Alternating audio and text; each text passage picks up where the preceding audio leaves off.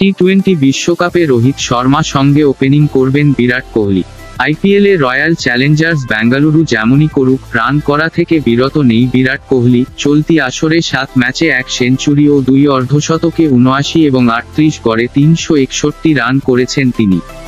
Strike রেটও 147 এবং 38। তারপরও ভারতের টি-20 বিশ্বকাপের দলে কোহলির জায়গা হবে কিনা তা নিয়ে শঙ্কা কাটছে না। সংবাদমাধ্যমের গুঞ্জন অনুযায়ী ওয়েস্ট ইন্ডিজ ও যুক্তরাষ্ট্রে অনুষ্ঠিতব্য বিশ্বকাপের দলে জায়গা হচ্ছে না বিরাটের।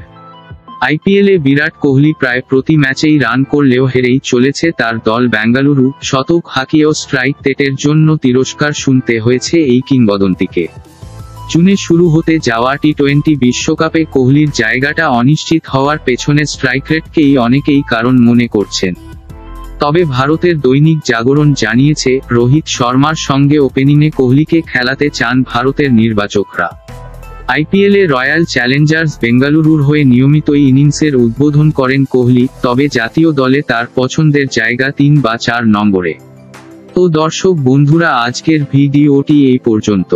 ভিডিওটি ভালো লাগলে লাইক দিয়ে শেয়ার করে এবং সাবস্ক্রাইব করে আমাদের সাথে থাকুন।